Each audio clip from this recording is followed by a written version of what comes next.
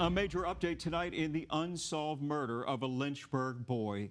3 years ago, 6-year-old Kingston Campbell was shot and killed while playing video games in his bed. Today, Lynchburg police announced the FBI is now involved, and they're also now offering a $30,000 reward for information leading to an arrest and conviction. We have team coverage tonight on this new information just released. First, let's go to ABC 13's Allison Mullet. And Allison, we found new warrants just filed in this case. Yeah, Danner, we sure did. And I had a lot of questions for Police Chief Ken Edwards about what we found out from these warrants. Now, this case goes all the way back to May of 2023.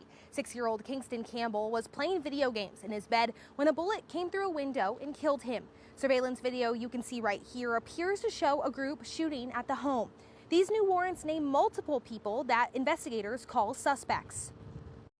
I'm just wondering if you guys are naming these people in these warrants specifically as suspects, and if there's a reason that no one's in custody quite yet.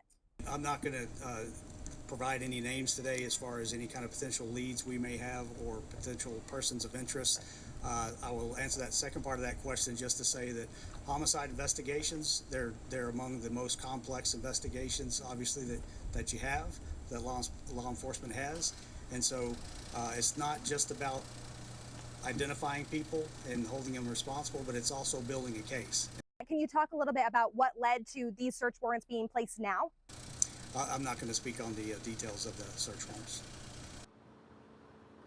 Right now, we are not naming the people in the warrants as they have not yet been charged. Chief Edwards says solving this case remains a top priority. Investigators will not stop working to find those responsible. One Community, One Voice is still offering $10,000 as a reward, so the total comes to $40,000. And LPD asks if you have any information about Kingston Campbell's death that you contact them immediately. Reporting live in Lynchburg, Allison Mullet, ABC 13 News. The reward fund in that case is now 4 times larger after today, but those who knew Kingston say it's never been about the money. They say it's about finally getting the answers that they've been waiting for. ABC 13's Emily Atha is live with how the family hopes today's announcement sheds new light on this case. Today, Kingston Campbell would have been 10 years old and getting ready for the 5th grade, but instead his family still searching for answers as to why he was gone so soon. Kingston's mom, Shay Fowler, says he was a funny kid who loved playing games and spending time with his dad. Since Kingston's death on May 1st, 2023, community members say things just haven't been the same.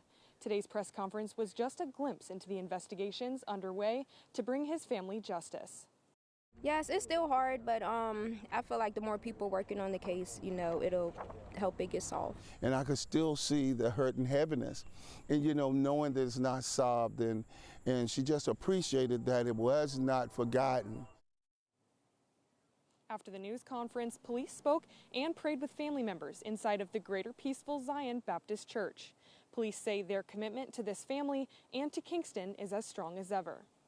Police say this case continues to be very much active, and they say now is the time to come forward if you have any information that can help the search. Reporting live in Lynchburg, I'm Emily Atha, ABC 13 News.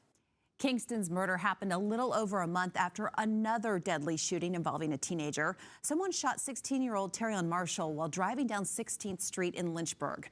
ABC 13's Hayden Robertson joins us live in studio as we're learning more about the connection between these two cases.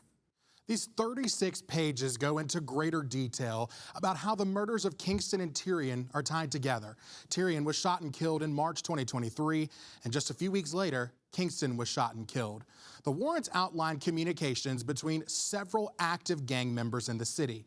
We're not releasing those names because none of them have been charged at this time.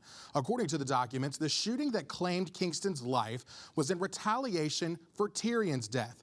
They claimed gang members were trying to shoot a member of a rival street gang, but ended up killing Kingston instead. The warrants do not reveal who the target was for that shooting. Police have not announced any arrests for either of those cases. Back to you.